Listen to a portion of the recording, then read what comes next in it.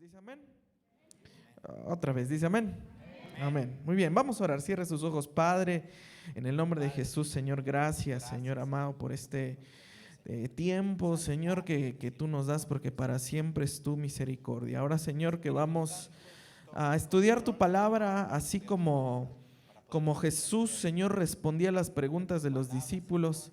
Que tu Espíritu Santo, Señor, responda a cada una de nuestras preguntas, Señor, cada una de nuestras dudas. Porque, Señor, tenemos hambre de tu palabra. Pon en nosotros, Señor, lengua de discípulo, pluma de escribiente. Abre, Señor, nuestros oídos para escuchar, nuestra mente para entender y nuestro corazón para que tu palabra sea sembrada. Te damos las gracias en el nombre de Jesús. Amén y amén. Gloria a Dios. Muy bien. Bueno, si podemos ponerle un tema a esto que vamos a estar mirando, son diálogos en la palabra de Dios. Toda pregunta que recibimos, vamos a tratar de responderla, si no dividimos en dos y continuamos. Entonces recibimos todas las preguntas, algunas son operativas de la iglesia, que yo sé que a veces uno le da pena preguntar directamente a mí, directamente a un líder, y también es bueno entonces que podamos preguntarlas. Ahora, siguiente, si hay alguna pregunta en este momento que surja, si tiene papelito, si tiene pluma, ahí está Andy, mi esposa, ahí está Gina, dele su papelito con su pregunta, no le ponga nombre, solamente su papelito con su pregunta y nos la mandan para que podamos responderla, ¿no? Vamos a ser ágiles tratando de responder. Y la primera pregunta justamente es operativa. Dice la primera pregunta: ¿por qué no se tiene constancia en algunos servicios? Por ejemplo, exaltadoras, clase de niños, letra de canciones. Está bueno, ¿no? Bueno, primero respondo yo. Miren, mis hermanos, lo primero que tenemos que entender, por ejemplo, empieza con exaltadoras y a lo mejor puede englobar esto equipo de adoración, ¿no? Lo que se debe de entender dentro del equipo de adoración, de exaltadoras, es que es un servicio a Dios, pero también es un privilegio para Dios, ¿no? Exaltadoras, todas las muchachas que le danzan al Señor también tienen otros servicios que hacen, entonces pues no pueden estar todos los domingos por ese motivo. Igual en la alabanza los muchachos hay otros servicios que ellos hacen y no pueden obviamente ministrar todos los domingos, y obviamente la cuerda con ellos es más corta que a lo mejor con otro tipo de servicios. Clase de niños, mis hermanos, aquí todas las que son maestras de niños les pido un favor. Así llegue un solo niño, tenemos que darle clase, ¿sí? Porque yo no cancelo el culto cuando estamos aquí 20 personas, 15 personas, no lo cancelamos. Hacemos todo el culto, oramos, alabamos y predicamos. Entonces, vale igual 1000 almas de los niños para darle clase que una. Entonces, les pido por favor, en ese sentido, sí que si hay un solo niño que tiene que recibir clase, a ese solo niño le debemos de dar clase. Letra de canciones, estamos trabajando en eso, es un área que desde hace varios años hemos estado trabajando. Ok, no sé si, brother, quieres tú. Ok, muy bien. Vamos con una segunda pregunta, que esta sí es más de carácter de estudio bíblico. En el Strong, macho cabrío tiene significado de demonio, y en el libro de Levítico 16 veo todo lo contrario. ¿Qué hay de esto? Échatelo tú, brother. Es experto en el Antiguo Testamento. El Strong, que significa macho cabrío. Que es demonio. Y en Levítico es cuando habla que al macho le imponen las manos. Ajá, sí. Lo que se refiere ahí en Levítico habla de dos machos cabríos. Uno de ellos se le imponía las manos, otro de ellos se sacrificaba. Uno de ellos era para el Señor y otro era para mandarlo al desierto, a Azazel. Pero, digo, ahorita no tengo la referencia del Strong, pero sí regularmente puede ser que sí venga así, pero no necesariamente tiene que significar eso. Igual tiene otros significados, no lo tengo ahorita aquí a la mano la Strong, pero no necesariamente el macho cabrío significa que sea Satanás. Otra cosa, mis hermanos, que hay que poder entender. Mire, Strong es una concordancia. Gracias, gracias. Strong es una concordancia, no es un diccionario teológico, ¿sí? Entonces, para poder estudiar así bien el significado de cada una de las palabras, hay que combinar concordancia bíblica más diccionario teológico, más comentario, porque puede variar el significado dependiendo del contexto, ¿no? Entonces, macho cabrío, ya ve que dicen que el diablo tiene cuernos y patas de chivo y no sé qué más. Entonces, usted ve un macho cabrío y dice, no, pues sí tiene cara de demonio. De por sí el animalito no es muy bello que digamos. Pero hay que ver el contexto. Entonces, en Levítico 16, macho cabrío significa un animal que era para expiación y perdón de pecados. Después, en los profetas, en algunos profetas, usted puede ver que la palabra demonio o inmundo es exactamente la misma palabra, ya me acordé, es Zair. En hebreo es la palabra Zair, macho cabrío, y a veces se refiere con demonios. Entonces, depende del contexto, para que lo entendamos, ¿no? Sí, de hecho también en la Strong, cuando uno checa, hay veces que una palabra significa cosas opuestas. Entonces siempre hay que ver el contexto que hay en la oración para poderle dar la interpretación. Porque no falta quien quiere utilizar la Strong y saca todas las referencias del significado y pues muchas veces son contradictorias. Entonces es lo que se acomoda a la oración. Excelente. Tenemos una pregunta interesante de carácter devocional y familiar. Soy cristiana, tengo un hijo homosexual, ¿qué puedo hacer? Ok, lo primero es, tienes que orar mucho por él. La Biblia dice que todos somos pecadores delante de Dios. Sé que el homosexualismo y alguna desviación de moralidad es un pecado muy escandaloso, y para los padres hasta vergonzoso en ciertos aspectos. Pero tienes que ponerte a veces en los pies del Señor Jesús.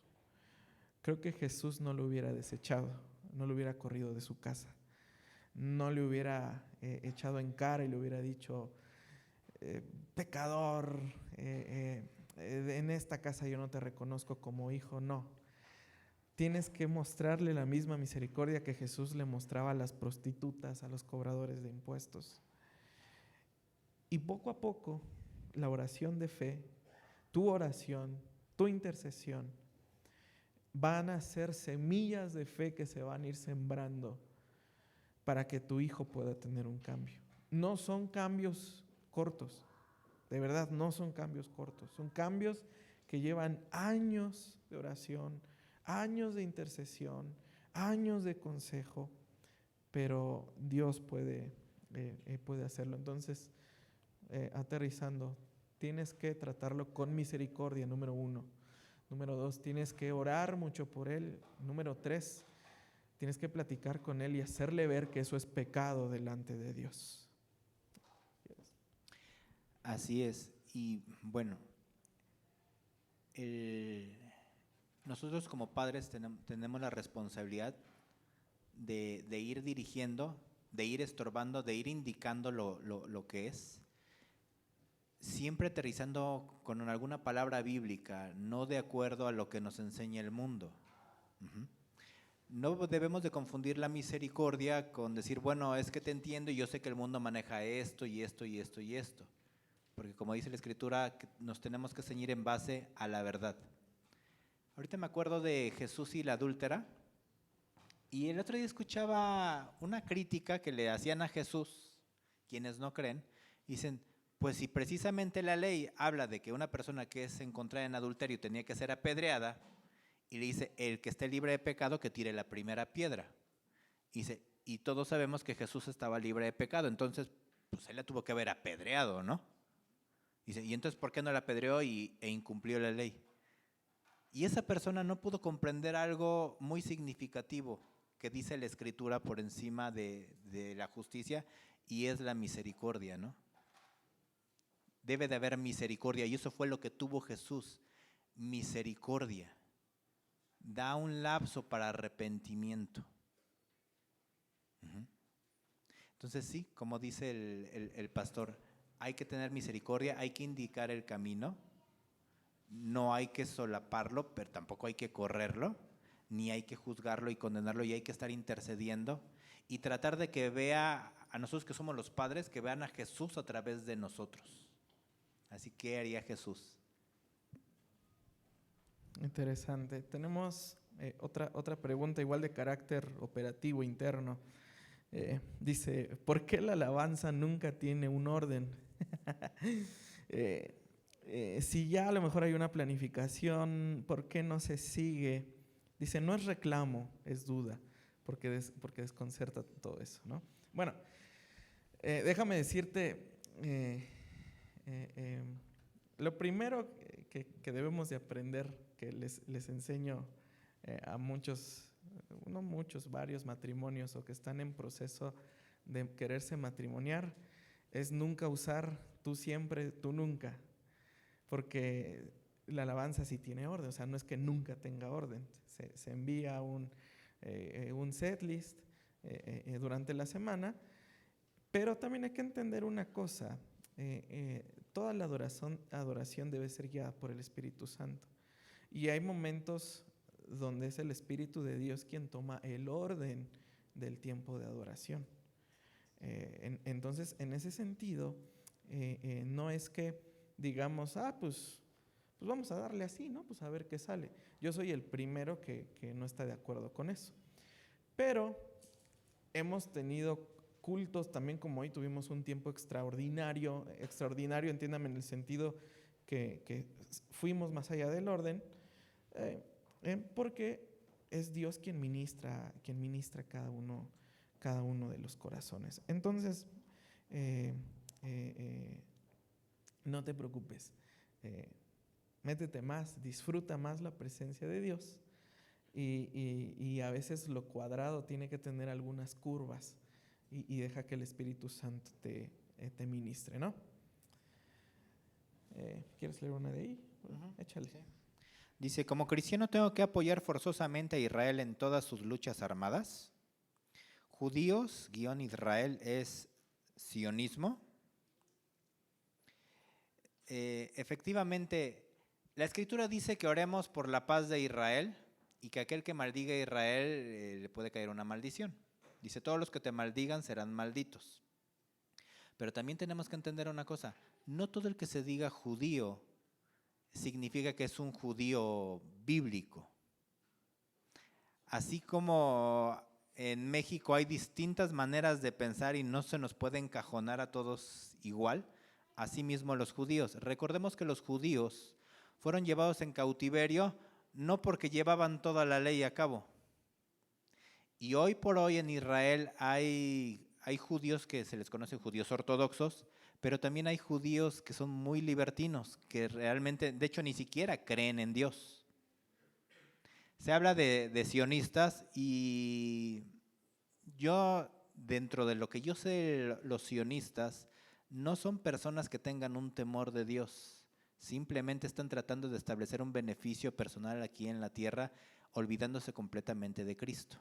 No sé si esté bien, no esté mal en esto, pero es lo que yo sé. Sé lo que se conoce como los protocolos de los sabios de Sión, que los leí, y nada que ver con un judío que cree en Dios.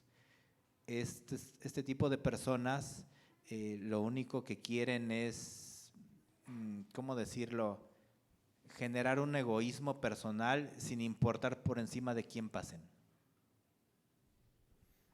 Recuérdese una cosa también.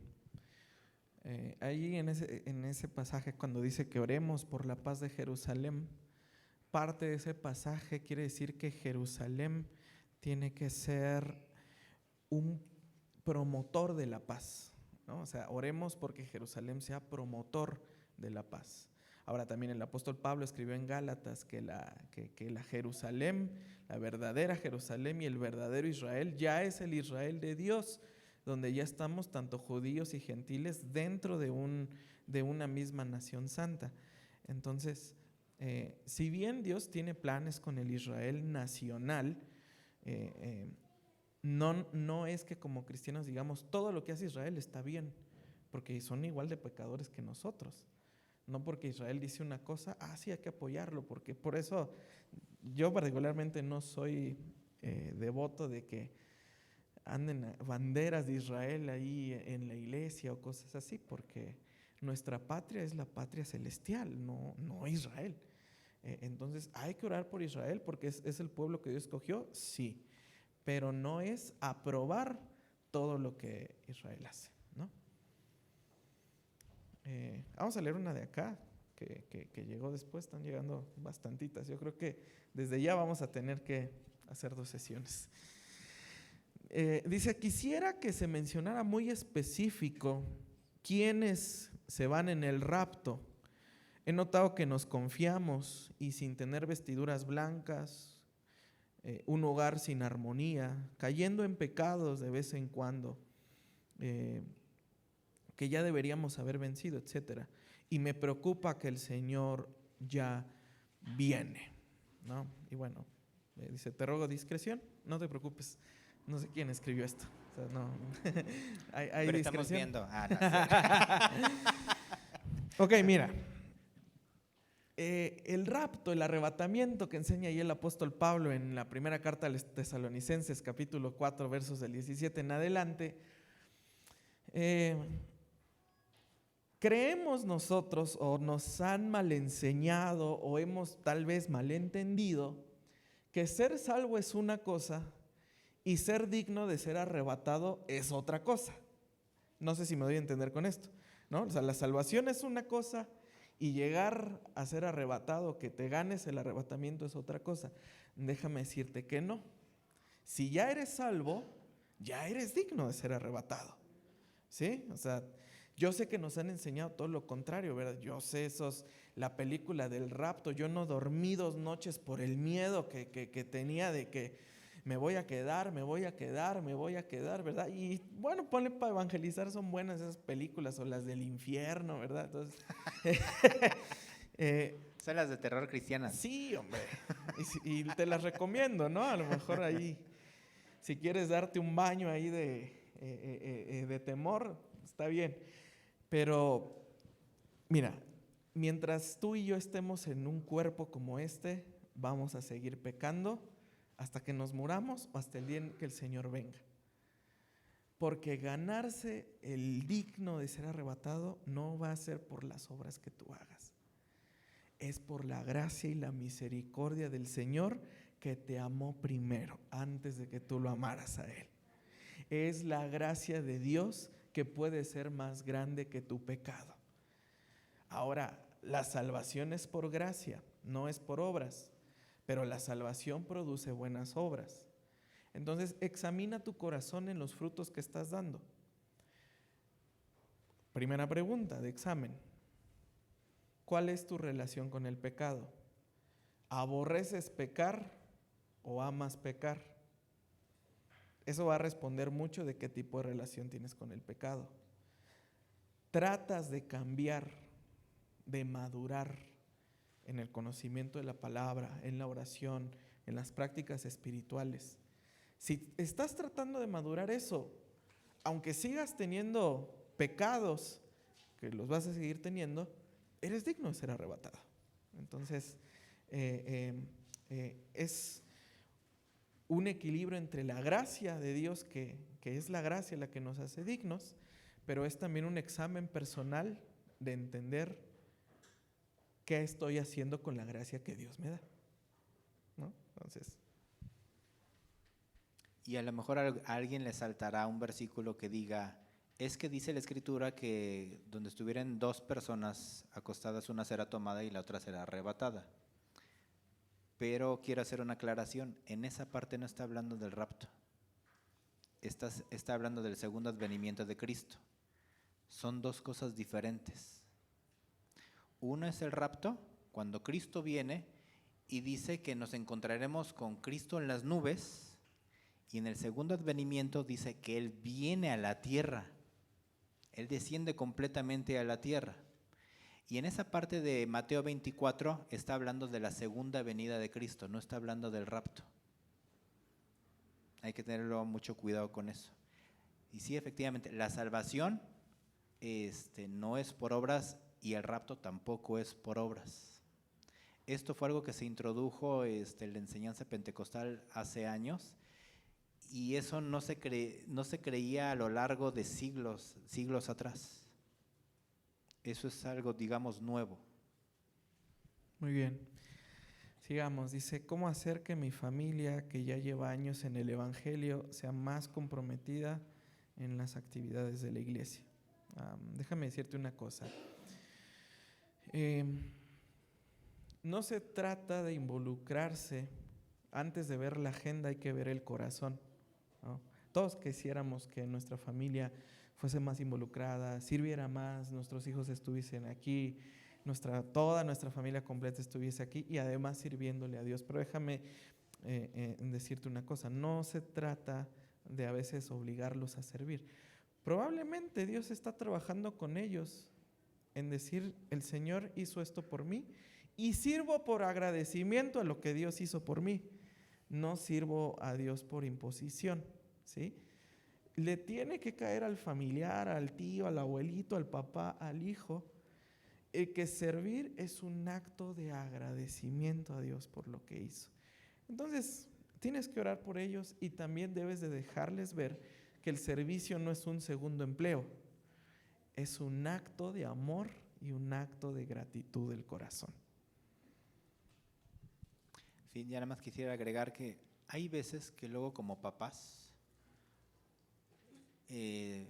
podemos traer a nuestros hijos y en automático los queremos meter así a servir. Y tenemos que entender también algo. Nosotros como papás podemos ser cristianos. Nosotros podemos traer a nuestros hijos, pero ellos van a tener una conversión algún día, no por el hecho de que sean nuestros hijos ya son cristianos. Y esos hijos pueden empezar a servir y se pueden saber todo el teje y maneje de una iglesia cristiana. Y de repente hay hijos que se pueden hasta ir. Y uno dice, ¿pero qué pasó? Pues es que muchas veces ese hijo no era cristiano y nosotros quisimos forzarlo a que diera un fruto. Y él se cansó de esforzarse por dar ese fruto y terminó yéndose. Lamentablemente con esas situaciones lo que se genera es que se blasfeme el camino, que se blasfeme el nombre de Cristo, porque esa persona abandona completamente el cristianismo, un cristianismo en el que nunca estuvo porque nunca reconoció a Cristo como su Señor y Salvador. Y hay veces que queremos forzar eso, y no solamente con hijos, ¿no? Puede ser con cualquiera. Y hay algo que también tenemos que entender, no todos los que estamos en la iglesia somos cristianos, que realmente tenemos un arrepentimiento, estamos manifestando buenos frutos, porque la Escritura dice que hay trigo y hay cizaña. Y también hay cristianos que están así como que poco a poco están agarrando la onda, ¿no? Entonces, tengamos cuidado con eso. Ok, tenemos otra pregunta igual de carácter familiar, devocional. Dice, mi cónyuge es buen proveedor, lleva todos los gastos del hogar, pero no está de acuerdo con dar el diezmo de lo que él me da. Si yo decido trabajar para seguir preparándome en lo profesional y además ayudarlo con los gastos de la casa, ¿sería correcto dar como agradecimiento una primicia de ese ingreso aunque él no esté de acuerdo? O lo mejor sería apoyarlo primero y después presentarla. Bueno, es interesante esa pregunta porque es un tema que trata el apóstol Pablo en la carta a los Corintios de matrimonios, donde uno es creyente, uno es cristiano y el otro no. Dice el apóstol Pablo, si usted tiene un buen cónyuge, es proveedor, es un buen marido, dice que no lo deje, porque después tu testimonio puede impactar a esa persona. Ahora, segundo, el matrimonio es un entretejido de acuerdos, ¿sí? El matrimonio es un entretejido de acuerdos también. Hay muchas definiciones, pero el matrimonio es llegar a acuerdos, ¿no? Porque es vivir con alguien que ni de tu familia es, la verdad, ¿no? O sea, otro mundo, otra cabeza, otras costumbres, otras maneras de muchas cosas. Ahora, por lo que entiendo aquí el contexto me dices, no está de acuerdo de dar el diezmo con lo que él me da. Tengo entendido a lo mejor que él probablemente te da un gasto, te da algo ahí para la semana, ¿no? Entonces algo que él te da. Pero me dices que quieres tú trabajar y de lo que trabajas dar diezmo. Y él no está de acuerdo. Mira, en el matrimonio la independencia de personas no termina, ¿sí? O sea, no es, me casé, he tenido algunos casos de matrimonios así, particularmente tengo un matrimonio jovencito, donde es que me casé y dejé mi escuela, dejé mis sueños, dejé mis proyectos, dejé ta. Cuando el matrimonio debe de impulsar también tus proyectos personales, debe de impulsar también tus metas personales, porque ahora ya tienes quien te ayude a lograrlo. Entonces, en temas de dinero, pues lo que tú recibes es de los dos, pero tú te lo ganaste. Dice Proverbios capítulo 3, honra al Señor con tus bienes. Tus bienes, o sea, lo que tú te ganaste, lo que tú trabajaste. De ese dinero también va para la casa. Entonces, Él también se hace partícipe de esa bendición que tú trabajaste. Pero tú generaste ese bien y la Biblia dice, honra al Señor con tus bienes. Entonces, el darle a Dios, el ser generoso, abre puertas de bendición para tu vida y, ojo, también las puede abrir para tu matrimonio. También la lluvia de bendición, cuando tú estás sembrando algo, como la Biblia dice que son una sola carne, la lluvia de bendición también le puede llegar a tu marido, aunque él diga, es que el pastor se gasta el dinero, es que el pastor se vive el dinero, y créeme que no, ¿no? O sea, créeme que no es así. Yo lo sé, que por el mal testimonio de muchas iglesias, muchos dicen, yo no voy a dar ni un quinto, yo lo sé. Pero créeme que de este lado, los ancianos son testigos de ello, toda la contabilidad está externalizada con un despacho de auditoría. Yo no llevo la contabilidad, no llevo el dinero. Soy auditor y dije, ¿cuál es la mejor práctica? Externalizo el dinero. Entonces, pues ya de ahí, no es que, pues sí, llegaron 10,000 pesos, me los voy a clavar, me los voy a comer, a untar, a poner. No, claro que no. O sea, créeme que todo el equipo de pastores, de ancianos, tenemos nuestro propio trabajo, nuestro propio ingreso, y lo que entra a la iglesia va para la iglesia. Te sorprenderías, y se sorprendería tu marido, el ver cuánto dinero hay invertido, por ejemplo, en equipo de audio. ¿Y por qué? Porque pues queremos invertir el dinero en las cosas de Dios, no nosotros. Entonces, honra al Señor con tus bienes, y la bendición puede caer hacia Él también. No sé si quieres agregar algo, brother. No. ¿Quieres leer una de ahí? Échale, vamos campechaneando. A ver, ¿qué entiendes tú aquí? Transhumanismo en la Biblia. Los movimientos como con animales. Así de los géneros que... ¿Pero qué es? ¿Tejiats? Eso nunca lo había escuchado. Bueno, a lo mejor si nos mandas un papelito. La pregunta dice, ¿qué hay acerca del transhumanismo en la Biblia? Referente a esos movimientos como los tejians o tergians, personas que se identifican con animales. Nada más manda otro papelito y confírmanos qué es eso, ¿no? Sí, que es eso es los tergians, ¿no? ¿Terian? Ok. Entonces eso. Ley de Moisés. Pero personas que se convierten en animales. Se identifican con animales. No siento perro, no siento caballo. Ok, ya. Eso. Sí.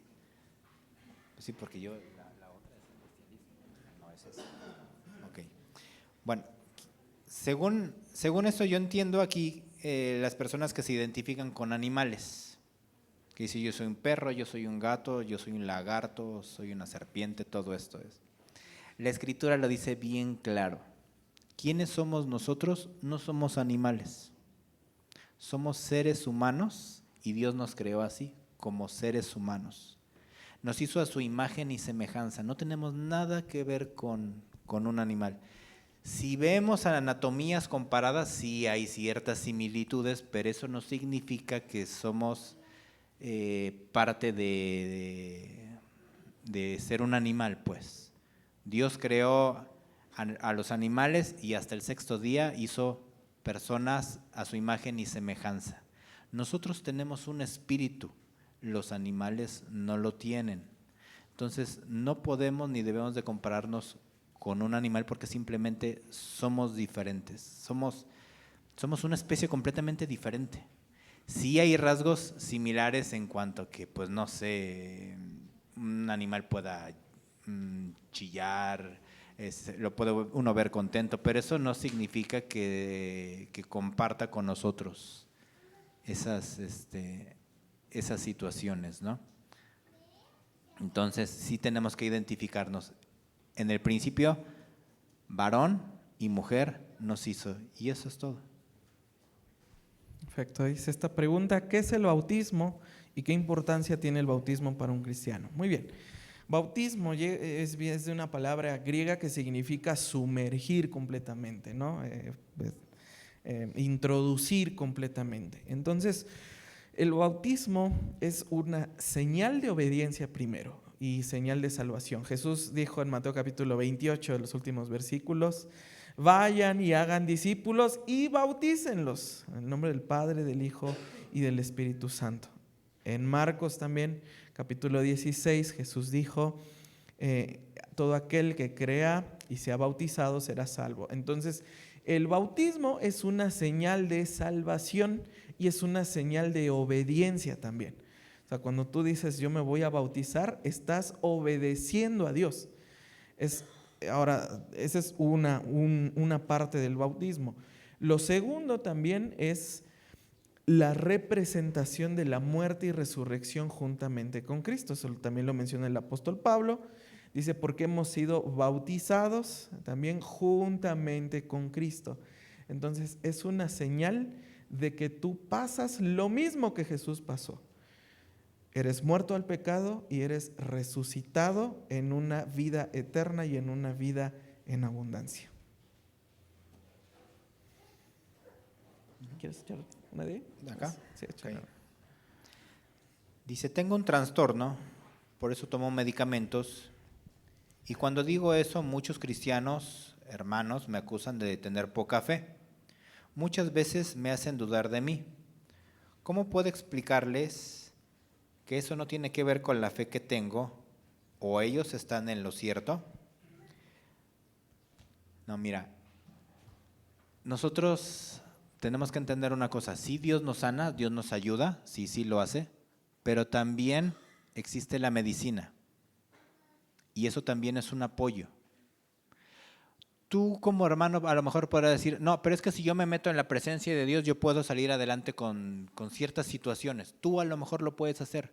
Otro hermano a lo mejor no puede y necesita un apoyo, una ayuda. Ahora, hay trastornos que no es a través de la oración. Sí se requiere un apoyo médico. Sí se requiere un apoyo para poder salir adelante. Y eso no es que tengas poca fe. Son cosas diferentes. ¿Sí? Ok, sigamos. Dice, si Moisés hablaba cara a cara con Dios, ¿por qué después dice que nadie puede ver a Dios sin caer muerto? Esa es buena pregunta. Aquí nos metemos con un aspecto que se llama teofanía. Y la teofanía es una manifestación particular de Dios, ¿no? Si bien la Biblia dice en Éxodo capítulo 33 que Moisés hablaba cara a cara con Dios, así como se habla con un amigo, y más adelante en el versículo 18 Moisés le dice al Señor, te ruego que me muestres tu gloria. Para lo que Dios le responde, no vas a ver mi gloria. No se puede ver mi gloria. A lo mucho y métete a la peña y vas a ver mi espalda, ¿no? Ahora, Dios se puede manifestar de distintas maneras, ¿no? Se puede manifestar de distintas formas. Ejemplo, el Espíritu Santo se manifiesta en forma de paloma, pero el Espíritu no es una paloma. El Espíritu Santo se puede manifestar en forma de aceite, pero el Espíritu no es aceite. Son manifestaciones de Dios a lo largo de toda la Biblia. Lo que Moisés entendió, que ese es el hambre de conocer a Dios, Moisés ya tenía una comunión, una intimidad con el Señor tan fuerte que Moisés dijo, esto no es todo lo que se puede conocer de Dios. Y Moisés le dice, te ruego ver lo que nadie ha visto. Y ahí sí Dios le dice, espérate, Moisés, yo soy un Dios infinito, yo soy un Dios que si se ve mi gloria, caen muerto, porque mi gloria no tolera el pecado, mi gloria no tolera el cuerpo mortal. Puedes ver mi espalda para que no caigas muerto. Entonces Moisés pidió ver lo que nadie ha visto nunca, que es Dios tal cual como es, ese espíritu infinito, increado, que lo llena todo en todo. Entonces es por eso Moisés no quiso ver ahora una teofanía de Dios, como que un Dios como con un velo para que la luz no le vaya a pegar y vaya a caer muerto. Moisés dijo, quiero verte tal y como eres. Y bueno, por eso mandó a Jesús, para mostrarnos al Padre tal y como es, ¿no? Entonces, interesante. Echa una ahí si quieres. Dice, ¿cuál es la función de los ancianos? Pues aquí nada más veranear. No. ¿Cuál es la función de los ancianos? Dice, desde el Antiguo Testamento, vemos que, por ejemplo, Moisés llevaba toda la carga y era un pueblo aproximadamente de 2 millones de personas. Y Yetro le dice, es imposible que tú sigas haciendo esto. Y aunado con que se mete a la presencia de Dios y le dice, oye, pues ya mátame porque pues, yo no puedo llevar solo esto, ¿no? Surgen 70 ancianos. Con el paso del tiempo, eso vemos que se convierte en el Sanedrín.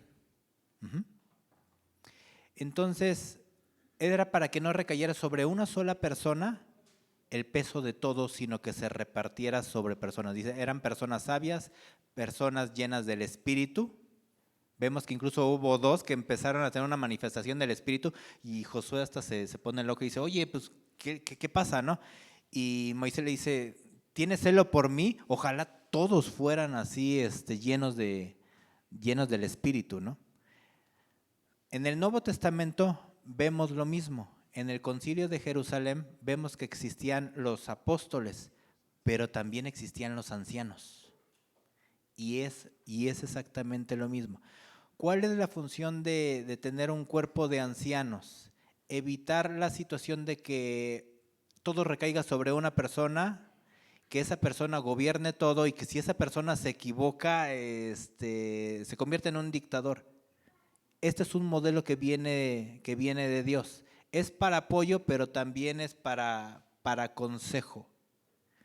El pastor lo que ha dicho que aquí tenemos un cuerpo de ancianos. Él es el pastor, él es la cabeza, ¿sí?, de la iglesia, pero en cuanto a ancianos, todos tenemos la misma jerarquía al momento de tomar decisiones que involucran a la congregación. Recuerden, este es un modelo bíblico de Dios, ¿no? Los ancianos también corrigen, es el modelo patriarcal, es uno entre iguales o iguales de todos, ¿no? Entonces, esto es un modelo de Dios, no es que, para que yo no pueda venir un domingo y todo jale bien, no, es un modelo que nace del corazón. Hay otra pregunta que dice, ¿por qué se tomó la decisión de poner ancianos en la iglesia? Justamente por eso. Uno dirá, somos 75, 80 personas en promedio, pero para uno solo, hermano, si usted no puede con su esposa, ahora imagínese con 80. ¿verdad? Si usted no puede con 2 hijos, no imagínese 80. Entonces, la carga se necesita repartir y necesitamos consejo entre todos, ¿no? A veces uno llega con una perspectiva, otro comparte su perspectiva y llegamos a un consenso de cómo se debe tomar esa decisión. Entre todos nos hemos frenado ciertas cosas y decimos, ¿sabes qué? No, mejor vamos a hacerlo así, vamos a hacerlo así o vamos a hacerlo así. Entonces, eso ayuda mucho el consejo de ancianos, ¿no? Tenemos otra pregunta. Dice, valoramos mucho la unidad en Prayer Home, muchas gracias. Pensando en el crecimiento de la iglesia, ¿cómo se podría facilitar que quienes nos sumamos logremos recientemente una integración total y efectiva en el grupo? Mira, ser parte del cuerpo de Cristo, es ser parte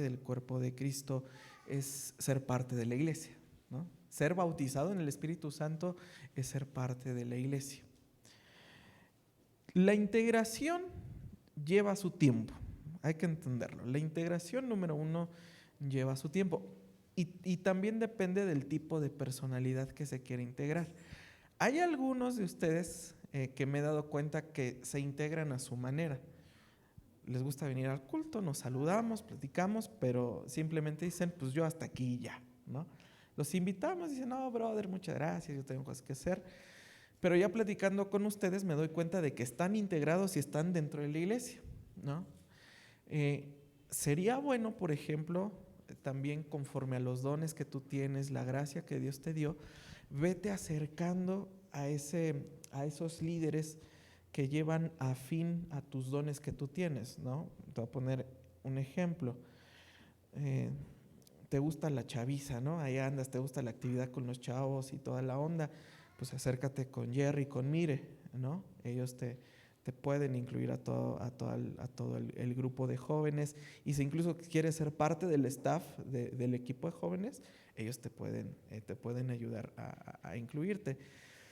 ¿Te gusta la tecnología, los fierros y todo eso? Pues ahí está Jaciel en el tema del audio, Dara, Andy, por el tema acá de las proyecciones, que esa se responde también la otra pregunta. A veces nos hace falta gente para que nos ayude, ¿no? Entonces, y ahí vas a encontrar integración, pero tampoco se vale que a veces somos cristianos de me siento y que se me acerquen como mi rey, ¿no? O sea, quieres integrarte, también tú abre tu corazón para esa integración, ¿no? Entonces abre tu vida, o sea, deja ahí que se platique contigo, que conversemos contigo, que te conozcamos más, para que te puedas integrarte como miembro de la iglesia, ¿no? Entonces, todos tenemos que aportar en la iglesia del Señor. Solo es que tú, número 1, quieras, y número 2, pongas a disposición tus dones para el Señor. No sé si quieres agregar algo en eso. Sí, lo hermoso del cuerpo de Cristo es que todos somos diferentes, pero todos nos complementamos unos a otros. Si tú, por ejemplo, ves que cuando había talento y tú dijeras, ay, es que se podría implementar esto y esto y esto, y tú tienes muchas ideas, pero pues nunca te metes, sería bueno que lo hicieras. Hace rato se hablaba de ministerios. Hay ministerios que ya se necesita gente, se necesita servicio. No podemos abarcarlo entre solamente algunos. Y una vez me decía una persona, es que yo he estado en congregaciones enormes de miles de personas, y me decía, es que yo llego y nadie me hace caso. ¿Cómo le puedo hacer para integrarme? Porque yo veo que tú bien rápido. Le digo, yo algo que aprendí cuando me hice cristiano fue a investigar a ver qué servicios había. Y entonces he sido ujier, he sido maestro de niños, he sido líder de célula, así en muchos. Y eso también a mí me sirvió para ver qué talentos yo tenía. Porque a veces uno dice, Dios, que yo no sé qué talentos tengo. Eso sirve, meterse en varias partes Y ya estando en los servicios, créeme, empiezas a socializar con medio mundo y conoces a medio mundo en los servicios. Muy bien, tenemos esta pregunta que es de carácter espiritual. Dice, hace poco tuve una liberación. El pastor que oró por mí, oró por libertad de enfermedad y me sentí muy bien después de ello. Pero después en la noche tenía sensación de miedo. Esa sensación, ¿por qué quedó? Solo por las noches me dio esa sensación. Ok. Si es una enfermedad, entonces no es que tenías un demonio, un espíritu inmundo. Recuerda que en este tipo de situaciones hay como 3 niveles de ataque espiritual. Número 1 es la influencia demoníaca. Tenemos el ejemplo en Crónicas cuando Satanás influye con David a hacer un censo militar. David no estaba endemoniado, pero el diablo lo influyó a pecar. Entonces es el primer nivel. El segundo nivel es el tormento. Es el que tenía Saúl cuando el Espíritu de Dios se apartó de él y que tenía que venir David a tocar el arpa y limpiaba el ambiente, limpiaba la atmósfera y el Espíritu se iba. En ese momento Saúl no estaba endemoniado, estaba siendo atormentado por un demonio. Y el tercer nivel es la posesión. Ya cuando el demonio se mete a vivir en esa persona. Una persona que tiene Espíritu Santo no puede tener un demonio. No puede coexistir el Espíritu Santo y Satanás adentro. Entonces, cuando hay una liberación, puede ser libre de la influencia de los demonios, puede ser libre de los tormentos de los demonios. Se conoce como opresión, ¿no? También, ¿verdad? Ajá, la opresión. Yo particularmente he oficiado liberaciones donde la persona no está endemoniada, pero en ese momento de la oración el demonio lo está atormentando y la persona grita, tiene miedo y todo eso, pero no está endemoniada, tiene opresión del demonio en ese momento y es una lucha espiritual en ese momento. Y he oficiado otras liberaciones donde el demonio me queda claro que está adentro. Entonces, solo esa parte doctrinal para tenerla en contexto. Una vez que eres libre, es obvio que el demonio va a querer, o el diablo va a querer seguir tocando la puerta, va a querer seguir metiéndote miedo, pero es ahí donde tú tienes que declarar la palabra de Dios, ¿no? El Señor guardará mi entrada, mi salida desde ahora para siempre, amén, ¿no? Estudia los salmos, declara la palabra de Dios. Señor, tu palabra dice que el ángel de Jehová acampa alrededor que le temen y los defiende, Señor. Yo en este momento declaro tu palabra, que tu ángel, Señor, me está guardando en este momento. Salmo capítulo 4, en paz me acostaré y asimismo dormiré, porque solo tú, Señor, me haces vivir confiado. Declara también esa palabra. Yo me acosté y dormí y desperté porque el Señor me sustentaba. Entonces, declara la palabra. Declara la palabra. Cuando sientas miedo, sientas temor, declara la palabra. Eso ayuda muchísimo para alimentar y fortalecer tu fe. Lo que el enemigo hace es lo que hacía Goliat con David. Era una batalla de frases. Y eso es lo que hace el enemigo. Viene y nos quiere hostigar por medio de oraciones, de frases. A lo cual dice Efesios 3:10, para que la multiforme sabiduría de Dios sea ahora dada a conocer por medio de la iglesia a los principados y potestades en los lugares celestiales. El enemigo lo que intenta hacer es aprovecharse de tu ignorancia. No es que no seas libre, es que sí eres libre, pero si tú le crees, él va a influir sobre tu vida. Dice que nosotros tenemos que declararle la verdad de Dios a esos principados y potestades. Muchas veces, como Goliat, el enemigo puede estar blofeando. Incluso puede haber en una casa manifestaciones espirituales muy tremendas. Y ya se pudo haber liberado todo eso, pero el enemigo va a querer intentar hacerte creer que el nombre de Cristo no es poderoso, a lo cual tú le tienes que estar recordando una y otra vez la palabra de Dios, Por eso es esencial conocer este libro, porque es como si tuviéramos una constitución y si no la leemos, viene cualquiera y nos da la vuelta y nos oprime. Eso es lo que sucede con el enemigo. Muy bien, vamos con una de las que enviaron digital. Dice, ¿por qué Moisés iba a ser matado por Dios por no circuncidar a su hijo? ¿Y a qué se refiere Séfora con el argumento que da esto? Ok, es un evento muy particular ahí que dice que Dios se le aparece a Moisés con la intención de matarlo y que Séfora circuncida a su hijo y va con Moisés y le dice, ahora me eres un esposo de sangre. Y dice que Dios ya no mata a Moisés por esa razón. Ok. Es difícil el pasaje, pero te voy a darle una explicación que está en el comentario de contexto cultural de Chris Kenner, profesor de Antiguo Testamento en Duke University. Si Moisés iba a ser, o Dios lo tenía como propósito, ser número 1 libertador de Israel, y número 2, aquel que llevara el pacto y la ley de Dios para con el pueblo de Israel, y no circuncida a su hijo, ¿cómo Dios iba a poner un líder que era el primero que no acataba las primeras ordenanzas que Dios le dio desde Abraham? No sé si me estoy dando a entender con esto. O sea, ¿cómo puede? O sea, Dios le decía, oye Moisés, ¿cómo puede ser posible que tú vas a dar mi ley, vas a dar los mandamientos, vas a ser el libertador y tu casa no está en orden?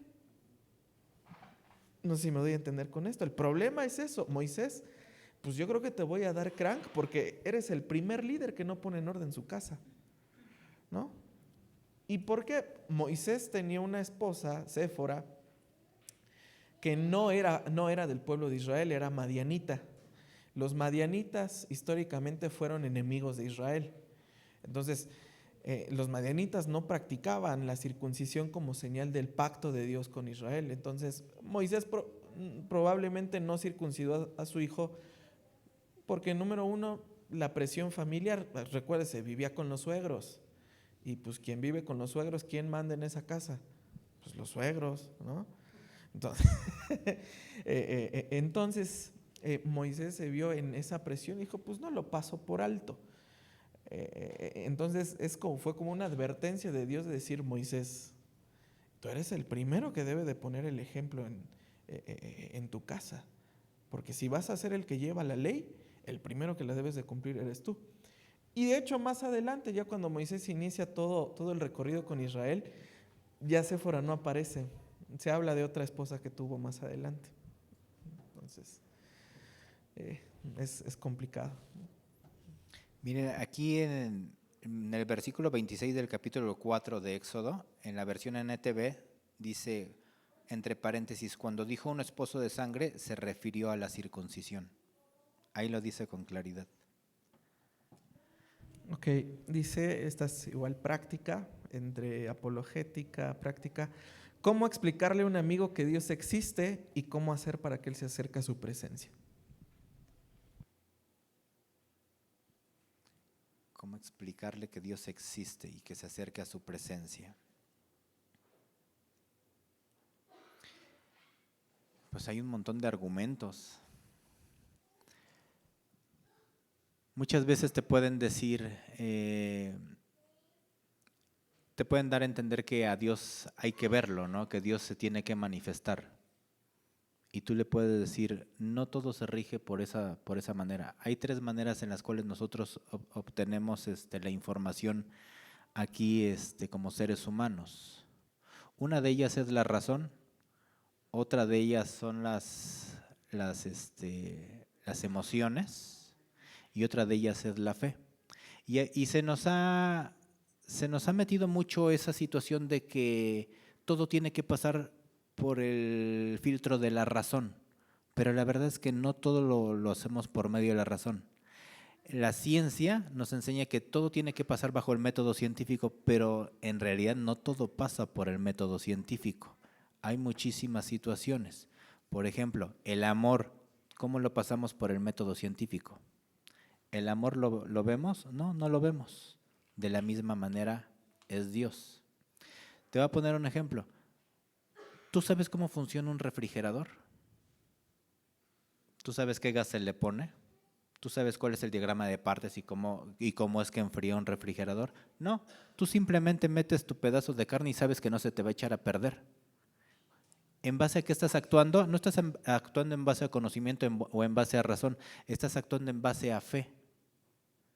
Simplemente alguien te dijo, el refrigerador tú pones cosas ahí y lo que tú aplicas es fe. Entonces, lo mismo sucede con Dios. Tú le puedes decir a esa persona, mira, yo puede ser que no te explique nada de la Biblia. Tú simplemente voltea a ver lo que hay en la naturaleza y la naturaleza habla de un ser poderoso. O sea, todos en nuestro corazón tenemos algo que nos está dictando que hay un Dios. Hay que hacer caso a ello. Por eso tenemos algo que se llama conciencia.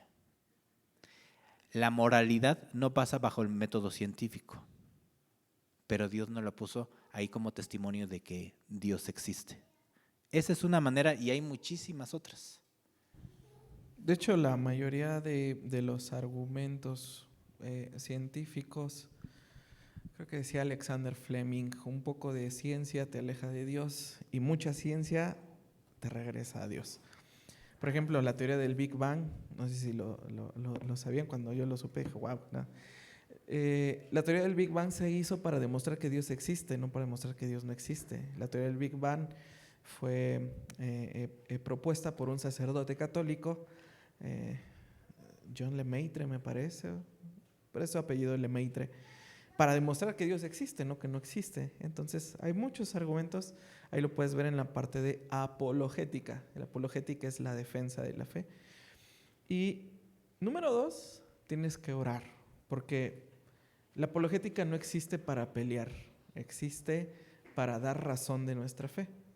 Pero al final tú le puedes dar 1001 argumentos de que Dios existe, pero para que Él se acerque no es entender que Dios existe, es que el Espíritu Santo toque su corazón, ¿no? Puede ser a través del conocimiento, puede ser a través de argumentos, pero tienes que entrar en oración por Él para que Dios toque su corazón, ¿no?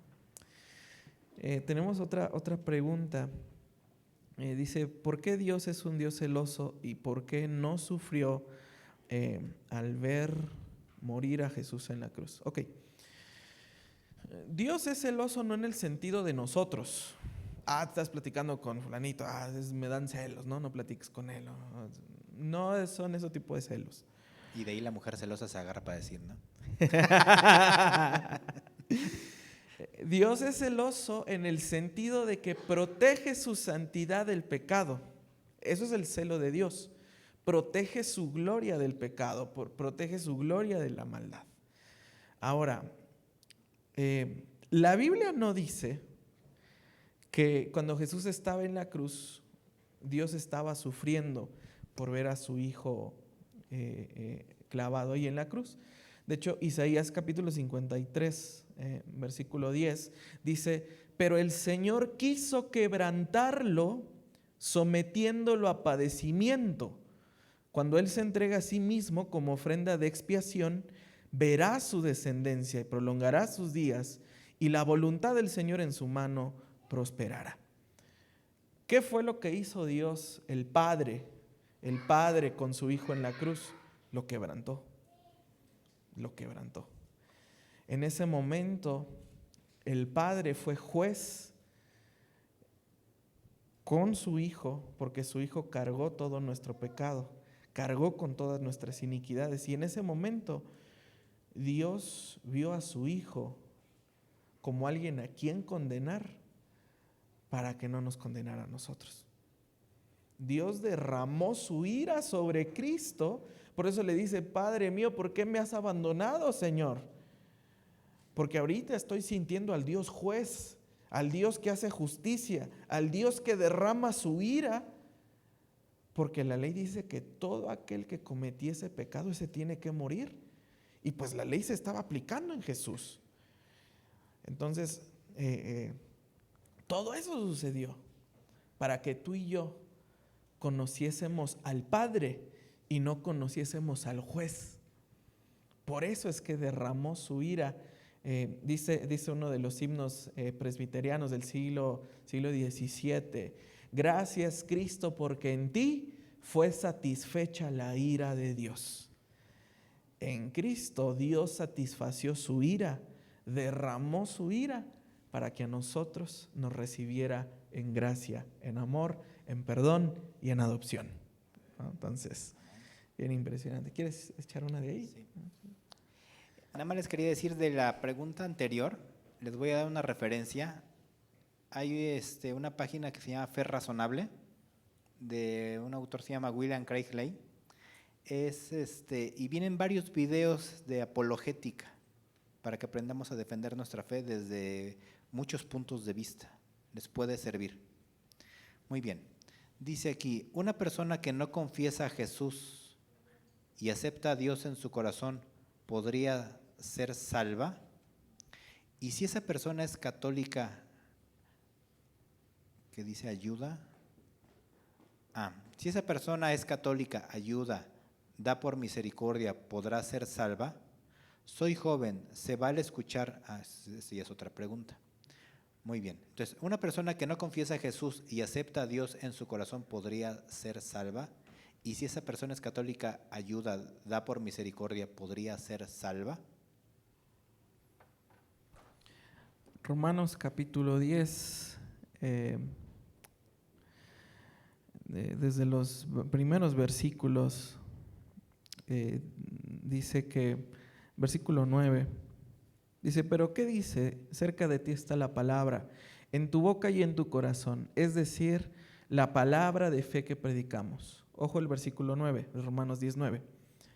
Que si confiesas con tu boca a Jesús, que es el Señor, y crees en tu corazón que Dios lo resucitó de entre los muertos, serás salvo, porque con el corazón se cree para justicia y con la boca se confiesa para salvación.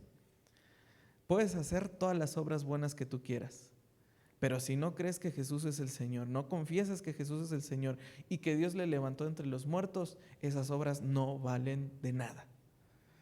La salvación nunca va a ser por obras, nunca. Podemos ser buenas personas, podemos ayudar a otros, pero la salvación no es salvación por obras o por buena gente, es salvación por señorío. Uno se salva por reconocer que Jesús está por encima de todas las cosas y creer en la resurrección del Señor Jesús. Entonces, la Biblia es bastante claro con eso. La salvación nunca va a ser por obras. La salvación sí produce obras, pero ese es otro tema. Pero nadie se va a ir al cielo por ser buena persona. Todos nos vamos a ir al cielo por ser malas personas, pero Cristo tuvo misericordia de nosotros. Tenemos el ejemplo de Cornelio, que dice que sus limosnas subían al cielo, ¿sí? Pero el Espíritu Santo le manda a Pedro para que le predique el Evangelio. Y cuando él creyó, en ese momento él fue salvo. El capítulo 1 y 2 de Romanos habla de ello, que los judíos pensaban que haciendo las obras de la ley iban a ser salvos, que los gentiles que también que podían ser salvos por medio de su moralidad, ¿no? Y no, a todos nos encierra bajo maldición, bajo muerte, para entender que es a través de Cristo. Por eso en el capítulo 4 de Romanos se habla de que, y en el 6 me parece, que Cristo es el postrer Adán. Así como en Adán todos pecamos, en Cristo todos somos justificados. Solamente es a través de Cristo. Y venía otra pregunta, dice, soy joven, ¿se vale escuchar música mundana?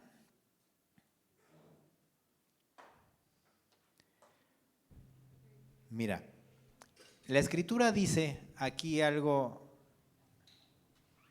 dice que escudriñemos todo, tomemos lo bueno y desechemos lo malo. regularmente se nos ponen prohibiciones de no hagas esto, no hagas el otro, no hagas aquí, no hagas allá. Romanos en el capítulo 14 nos enseña algo con claridad y nos habla de cuestiones de fe, de cuestiones de conciencia. Hay personas que podrán escucharlas y hay personas que jamás podrán escuchar música mundana. Ahora, lo que tú trates de escuchar, joven, te voy a decir una cosa, sí tienes que saber la escritura, porque si no sabes la escritura no vas a saber discernir. Si quieres escuchar la música del mundo porque todo mundo la escucha y porque no te corten del círculo al que perteneces, te vas a ir completamente entre ellos. Muchas veces a lo mejor tus padres te puedan decir, ¿sabes qué? No lo hagas, y lo hacen para que no te metas en problemas. Te voy a poner un ejemplo. Si escuchas música que está exaltando la sexualidad, que está exaltando la inmoralidad en cualquier cosa, que está exaltando la deshonra a los padres, que está exaltando la violencia, la Escritura dice que todo entra por medio de nuestros sentidos, de nuestros ojos, de nuestros oídos y se anida en nuestro corazón. Y una vez que se anida en nuestro corazón, eso es lo que empezamos a hablar. Y conforme a lo que empezamos a hablar, empezamos a actuar en base a ello. Por ejemplo, cuando hay un problema de pornografía, es porque tú estás introduciendo toda esta situación y generas una lascivia muy fuerte en tu ser, que ahí te vuelve un ser inoperante y tienes ya todo un vicio, pero tú lo permitiste porque entró.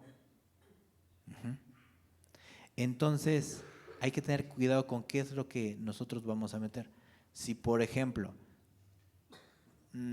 tú escuchas una canción que te va a hablar de ciertos valores, de honrar a tu padre, a tu madre, o un cierto valor de ser una persona, no sé, alegre, feliz, que seas trabajadora. Hay canciones así, no tiene nada de malo, pero sí hay que discernir. Ahora, lo que estoy diciendo es abrir una puerta peligrosa. Y te lo digo con mucho cuidado. No somos aquí partidarios de estar prohibiendo, porque a lo largo de los años se ha visto que cuando tú prohíbes, en automático va y se hace. Y se hace a escondidas. Y luego son asuntos de conciencia que ya te sientes condenado. Más bien es enseñar, tú aprende a discernir, pero por eso vuelvo a lo mismo. Si desconoces las Escrituras, ¿cómo vas a discernir? ¿Cómo vamos a discernir? ¿Cómo vamos a saber qué está bien, qué está mal? Entonces, si tienes dudas, también por eso existimos el cuerpo de ancianos. También existen tus padres que te puedan dar dirección. No sé si estoy bien o ya me sacan de aquí. De hecho, se relaciona con otra pregunta que dice, para este 14 de febrero es incorrecto dar una serenata con canciones seculares. Pues ya se la diste. Sí. Se está preparando para el siguiente. Ok. Se quedó con sí, las sí, ganas. Sí. Ok. Entre tú y yo no hay nada personal. ¿Se acuerda de esas, verdad? Mire, la Escritura es tan amplia, tan rica, lo voy a llamar así, tan versátil también, que la Biblia dice que Dios nos ha dado la conciencia y que si nuestra conciencia nos acusa, entonces debemos de detenernos. Ya lo dijeron, ¿qué tipo de canción le vas a dedicar? ¿No? Si se va para exaltar, ¿no? O sea, mucho depende, ¿no? Si es una de Rabito, una de Manzanero. Yo sé que los chavos ni conocen a Rabito, ¿verdad? Por eso no, ni idea. Ok, bueno, entonces les recomiendo pónganle ahí Rabito, un pacto con Dios o cosas así. Entonces depende mucho también de tu conciencia. Si tu conciencia te acusa, entonces es mejor detenerse en aspectos así de la Sí, música, exacto. ¿no? Si tu conciencia te está acusando, mejor ni lo hagas, ¿eh? Sí. Porque esto tiene que ser un asunto de fe por convicción. Yo te voy a poner, por ejemplo, yo tengo un ejemplo. Yo con mi esposa sí escucho música romántica. Ahora, dentro de la música romántica hay música de despecho. Esa no. Ajá. Es música que exalta la situación del cariño, del amor. Y eso no tiene nada de malo en el cristianismo. No le voy a cantar una alabanza de Marcos Witt, ¿no? A mi esposa para enamorarla, porque pues no. Está buenas. Dice esta pregunta, ¿no llegar virgen al matrimonio tiene alguna consecuencia delante de Dios? ¿Dios me ama por igual? ¿Dios me limita algunas bendiciones por mi pecado? Ok, bueno. No hay alguna maldición, algún tema por no llegar virgen al matrimonio, pero no por eso, trato de ser muy precavido con este tipo de preguntas, pues lo voy a seguir haciendo, porque no pasa nada. La Biblia enseña, mis amados hermanos, los frutos, no son frutos, son mañas, vamos a llamarlo así, de la carne, y entre ellos está la fornicación. Y junto con el adulterio, de hecho los junta, ¿no? Porque uno dirá, pues estoy soltero, fornico, no me cachan, no pasa nada. De hecho lo junta a la par del adulterio, ¿no? En ese sentido, déjame decirte que si tú te arrepientes con todo tu corazón, cambias esa manera de vivir, Dios puede perdonarte, ¿no? Dios puede perdonarte, y dice Gálatas que Dios hace todas las cosas nuevas y las cosas viejas han pasado. Entonces, delante de Dios llegas como nuevo, llegas como nueva, ¿no? Eso lo tienes que entender. Pero no por eso vamos a abusar de la gracia de Dios. No por eso voy a decir, pues mientras no me embarace y no me cachen, pues voy a seguirle dándole vuelo al hilacha. La Biblia dice, es bastante clara, que pues para no andarse quemando, pues es mejor casarse. Es mejor casarse y ya tener una vida sexual en orden dentro de un matrimonio, honrando a nuestro cónyuge y honrando a Dios en esa área. Entonces, no se acarrea una maldición o que un demonio te vaya a visitar en las noches. No, créeme que no. Pero hay que cambiar esa manera de vivir. Y pues si sientes que ya no se puede, pues es mejor casarse, ¿no? Ya es mejor casarse. Está aquí, a unas calles, acá está el registro civil, ahí me casé. ¿Qué me llevó? Ni media hora, irme a casar. Entonces es mejor casarse, ¿no? En ese sentido. Es que aquí en 1 Corintios 6, el versículo 18 dice, huye de la fornicación. Cualquier otro pecado que el hombre cometa está fuera del cuerpo, mas el que fornica contra su propio cuerpo peca. La fornicación es muy diferente a cualquier otro pecado, porque se atenta directamente contra nuestro cuerpo, y nuestro cuerpo es templo del Espíritu Santo. Entonces, va en otro rubro este tipo de pecado. Ahora, fornicación es inmoralidad sexual. Nosotros ya conocemos como fornicación relaciones sexuales antes del matrimonio, pero originalmente es inmoralidad sexual, y aquí se enlaza sea antes o ya casado. Entonces es adulterio, o lo que nosotros conocemos como fornicación. Y aquí algo bien importante es que no te dice repréndela, átala, no. Hemos sido luego en el rubro cristiano mal enseñados. Dice huye de ella, o sea, no le juegues al vivo. O sea, si tú estás flirteando con una persona, estás a solas con esa persona, mira, vas a caer. Y créeme que te puedes saber todos los versículos bíblicos, que podrás tener toda la información bíblica, y en ese momento tu carne te va a llevar. Por eso dice huye, no la puedes enfrentar. Tienes que huir. Entonces no hay que darle pie a esto. Ahora, pues sí, como dice el pastor, no es que vaya a caer una maldición, no es que va a venir un demonio sobre de ti, pero también dice, pero por causa de las fornicaciones, que cada quien tenga a su pareja, o sea, cásese. Dice, si te estás quemando, cásate. Pero si eres alguien que todavía no estás listo para habitar en un matrimonio, ¿Cómo se te va a decir cásate si ni siquiera tienes la madurez biológica, la madurez intelectual, no trabajas? ¿Cómo te vas a casar? Entonces hay que tener mucho cuidado con esto. Digo, ese es un tema súper amplio. He tenido casos donde ya están embarazados, dicen, no, es que ya, pues ya, ¿no? Ni modo que me desembarace. Y una de las preguntas es, ¿me caso? Y por muchos años se cometió el error de sí, cásate ya, porque ya la regaste. No, mis hermanos. Ha habido ciertas parejas donde hemos dicho, mira, el consejo es no casarte, porque no. ¿Te vas a tener que hacer responsable? Sí, pero para que habites en un matrimonio, no. Porque una cosa es ser padre, otra cosa es ser esposo. O sea, van ligadas, pero realmente son dos cosas diferentes. Entonces, son varios aspectos que hay que tomar en cuenta, ¿no? Vamos a una de estudios bíblicos. Perdón. Dale. Nada más. Este tipo de preguntas hay que tener mucho cuidado de lo que estamos aquí contestando, porque a lo mejor puedes agarrar y decir, no, es que Sergio dijo esto, el pastor dijo esto, y es ley, ya hasta lo escribimos en la ley de Media y de Persia y no puede ser abrogado, ¿no?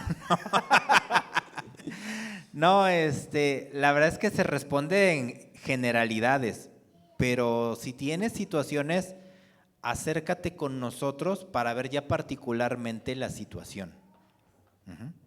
Porque sí tiene muchas aristas luego las respuestas a estas preguntas. Dale. Bueno, tenemos otra acá. 10 minutos, ¿les parece? Tampoco queremos hacer y hacemos otra sesión, ¿les parece? ¿Se aman? No, ok. Dice, ¿por qué a veces dicen 5 ministerios y otras veces dicen 4 ministerios? Bueno, esta es para mí porque yo la he enseñado. Ok, ese es Efesios capítulo 4, versículo 11, porque el Señor ha dado a cada uno, algunos a ser apóstoles, otros profetas, otros evangelistas, pastores y maestros. La lectura en español, pues uno lee 5 tipos de personas: apóstoles, profetas, evangelistas, pastores y maestros. La lectura en griego te deja ver 4. ¿Por qué?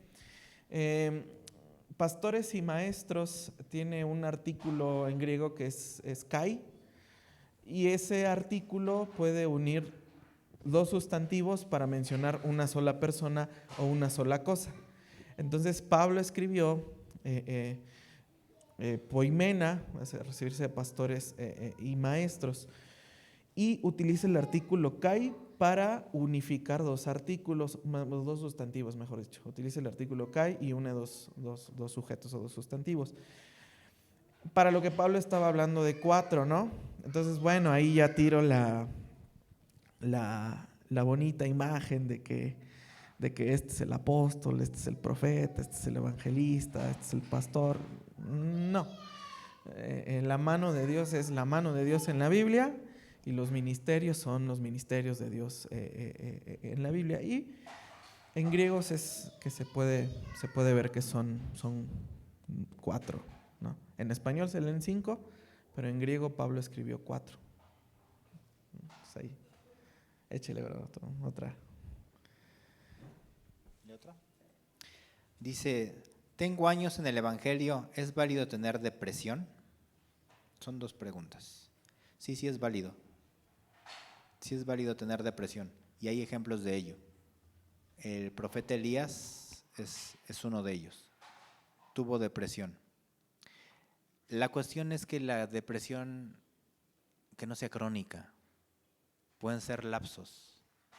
En lapsos podemos dudar. En lapsos nos podemos sentir débiles emocionalmente, pero nos tenemos que recomponer. Dice incluso la Escritura que podemos ser derribados, mas no destruidos. Podemos estar en apuros, pero no desesperados. ¿Por qué esto? Porque si tú eres hijo de Dios, si tú conoces a Dios, dice que tú tienes una vida abundante. Debemos tener una vida abundante. Y tú a lo mejor me podrás decir, sí, pero es que yo no siento que tenga una vida abundante, y a lo mejor te podrás estar condenando. esto es parte del crecimiento de ir caminando con Dios. No somos perfectos. Esta es la lucha. En esta lucha es una lucha por creer lo que Dios nos dice. Por ejemplo, si yo sé que mi fuente es Dios, que Dios es todopoderoso, que Dios está aquí como mi papá, que Dios está aquí como mi Señor, que Dios está aquí como mi hermano, que Dios está aquí como mi amigo, que Dios está aquí como mi consolador. Cuando yo paso por estos periodos tan complicados, yo puedo venir delante de Él y derramar mi corazón. Cuando tú vas a una terapia psicológica, lo que haces es que estás derramando tu corazón, estás sacando lo que tú tienes y eso ayuda. Eso es lo que hacemos en oración, que es muchísimo más efectivo y lo hacemos no con otra persona, lo hacemos directamente con Dios y como dice la Escritura, dejamos nuestras cargas delante de Él. Y cuando hay cosas que no podemos superar, por ejemplo, la muerte de un ser querido, si nosotros lo ponemos en perspectiva, estoy poniendo un ejemplo, decimos, yo esa persona, ¿cómo la extraño? Yo ya no la veo. Pero si vemos como Dios ve las cosas, sabemos que hay una eternidad. Y si en este caso nuestra persona sabemos que se entregó a Cristo, sabemos que lo vamos a volver a ver. Que simplemente fue un momento en el que, va a ser un momento en el que dejamos de verlo, pero nos vamos a volver a encontrar con esa persona. Entonces de esa manera nuestro corazón recibe consuelo, recibe esperanza, porque no todo es aquí en lo físico, en lo material. Recordemos que tenemos un espíritu y habitamos en un cuerpo. No todo es cuerpo, también son cosas espirituales. Cuando estamos en depresión también podemos entender lo que dice el Salmo 23, que aunque pase en medio de sombra, de valle de muerte, también podemos ver el Salmo 91, dice, tú estarás conmigo en medio de la angustia. A veces Dios no nos va a quitar que pasemos por momentos complicados y difíciles y de soledad, pero Él dice, pero yo estoy aquí contigo. Y cuando tú captas eso, tú te sientes mejor. Y no es que alguien te esté dorando la píldora, es que estás creyendo lo que dice aquí la palabra. Y eso es fe, es creer lo que Dios está diciendo. Pero vuelvo a lo mismo, es una batalla, es la batalla de la fe. Y la segunda pregunta ¿es válido tener depresión y falta de perdón?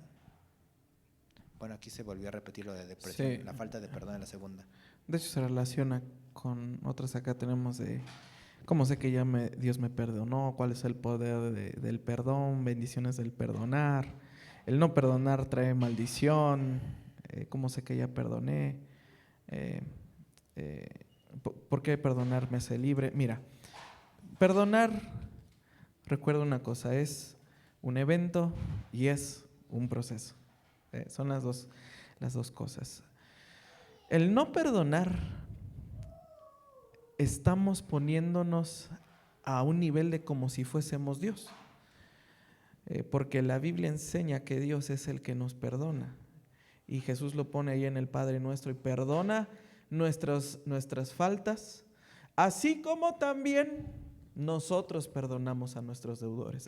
Entonces quiero que Dios me perdone, entonces yo también debo de perdonar a los que me están ofendiendo. Quiero yo experimentar el perdón de Dios, la libertad del perdón de Dios, tengo que estar dispuesto a perdonar como Dios me perdona a mí. La falta de perdón te va a llevar a una raíz de amargura.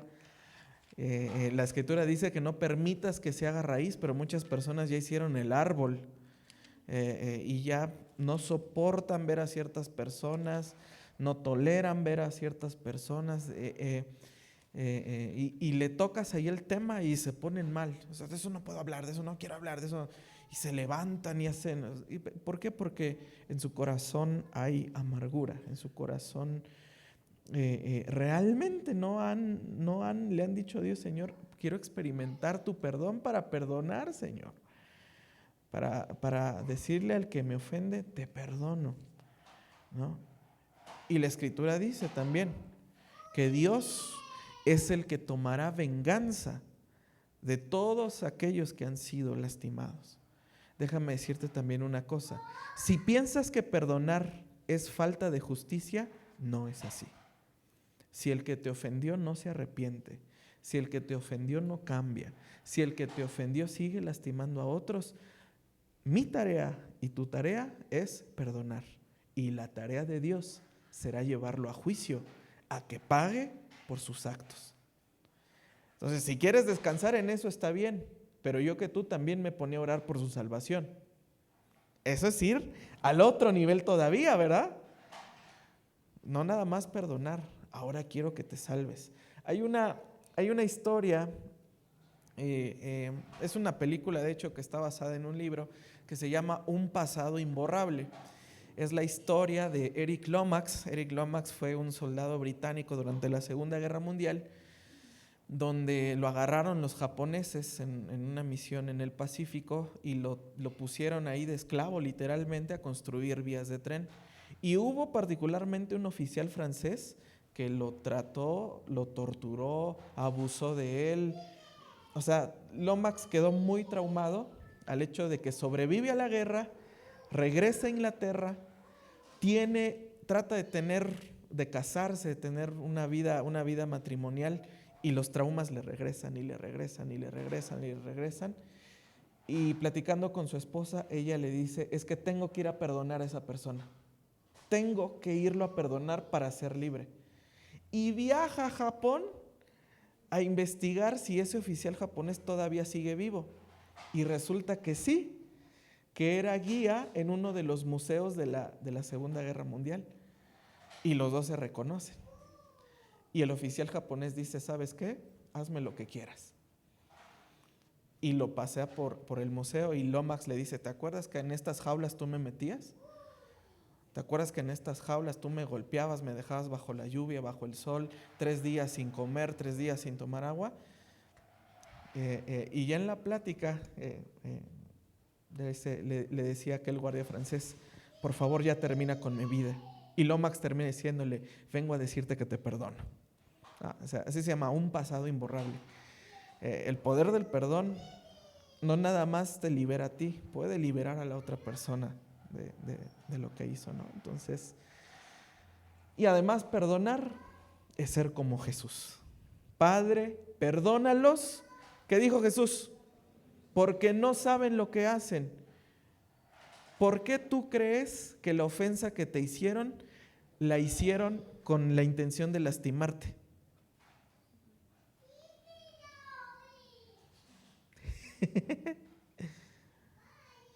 Obviamente, algunos vas a decir, no, sí, pero Jesús dijo, no saben lo que están haciendo. Entonces es mejor perdonar, asumiendo que el otro no sabía lo que estaba haciendo, pero aún así lo perdono. Es tremendo esto. Sí, además dice, porque si tú no perdonas, tu Padre que está en los cielos no te va a perdonar. ¿Qué crees que sucede si Dios no te perdona tus pecados? Quedas expuesto. Y si tú quieres reclamar, por ejemplo, promesas de Dios, pues Dios no te va a contestar nada salvo por misericordia. Pero tu vida cristiana queda bloqueada. Y si quedamos bloqueados, no nos va a ir bien. Aparte, como ya dijo el pastor, se genera una raíz de amargura y el dañado es uno. Y Dios, ¿quién crees que tenga más experiencia en la venganza? ¿Tú o Dios? Dios. Y Él dice, mía es la venganza, yo daré el pago. Tú te podrás vengar una vez y dirás, ay, qué padre, se sintió. Pero después ya quedas encarcelado, amargado. Pero si Dios hace eso, mira, tú quedas tranquilo. Y dice, y si tú contestas de esta manera y perdonas y no contestas mal por mal, dice, ascuas de fuego amontonarás sobre su cabeza. Otra versión dice, harás que se le caiga la cara de vergüenza. Porque la persona queda en ridículo cuando tú no le contestas de la misma manera. Y sabes que Dios está tomando el control. Se podrá seguir burlando, pero Dios es el que toma el control de esto. Y tú quedas libre y con acceso a todas las bendiciones de Dios. Vamos con las últimas en estos 9 minutos. Esta dice, Origen de los términos teológicos. Ok, bueno. A ver, a lo mejor la misma palabra teología, cristología, neumatología, supralapsarianismo, infralapsarianismo, passio Christi salutis, ordo salutis, escatología, carismatología, shemología, numerología, todo eso. Todas son palabras compuestas que vienen del griego. No son groserías, ¿eh? Se son demonios, va a decir otro brother, ¿no? Son principados Sí, y potestades. Sí, eso. Te voy a poner un ejemplo. Teología, de la palabra griega deos, juntada con la palabra griega logos, que si las juntamos, Dios, logos, es Dios, estudio, razonamiento. Entonces, ¿qué es teología? El estudio de Dios. La palabra cristología. Cristo, el ungido, el enviado, logía, ya vimos, estudio. Entonces, ¿qué es la cristología? El estudio de Cristo o el ungido o el Mesías. Neumatología. Neuma, de ahí la palabra neumólogo. Neuma, espíritu, soplar, aire. Logía, estudio. ¿Qué es la neumatología? El estudio del Espíritu, Espíritu Santo. Antropología, del griego antropos, que significa hombre, humanidad. Logía, estudio. Entonces, ¿qué es la antropología? El estudio del hombre. Entonces, el origen de los términos teológicos tienen raíces griegas. En su mayoría son griegas y otras están en latín. Ordo salutis. Ordo es orden, salutis es salvación. Entonces, ¿qué estudia el ordo salutis? El orden de la salvación. Passio Christi salutis. Passio, pasión, Cristo o Jesús, salutis, salvación. Entonces, o el estudio de la pasión de Cristo en la salvación, lo que nos vemos como el camino de la pasión. Entonces, si quieres entender un poquito más los términos teológicos, échale un ojo al griego y al latín, que es de donde viene la mayor parte, ¿no? Escuché otro que daba mi papá que era shemología. Shem es del hebreo nombre, logía, estudio. Entonces, ¿qué estudia la shemología? Los nombres, ¿no? Entonces, ese es básicamente el origen. Uh-huh.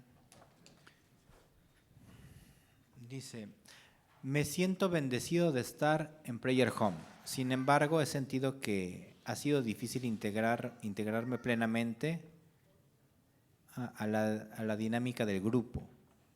¿Podría orientarme de cómo puedo acercarme más a ellos y que no se sienta como un grupo cerrado a nuevas personas? Yo creo que aquí es para todos. Los que ya tenemos tiempo aquí tenemos que entender una cosa. No hay que hacer grupos cerrados. No te juntes nada más con tu familia y casi no pelees a los demás, ¿no? Porque sí, en verdad, hay como esta persona que está diciendo, me cuesta mucho trabajo integrarme, porque a lo mejor pues busca quedarse, convivir y voltea y ya todo el mundo está en su grupo y esta persona a lo mejor dirá, pues como que no entro, como que no caso, como que nadie me pela. Y sí tenemos que aprender a ser más hospitalarios, ¿no? Que la gente se sienta en casa. Y a ti que estás tratando de integrarte, te pido una perdón por todo en nombre de la iglesia, pero yo te indicaré que sigas intentando. Hace rato mencioné que cuando uno se mete a los servicios, uno empieza a conocer gente. Mira, a mí en lo particular, yo era una persona, tú así me ves hoy aquí, ¿no? Pero yo era una persona muy introvertida. A mí me daban un micrófono y pues no, definitivamente lo mío no era el micrófono. No lo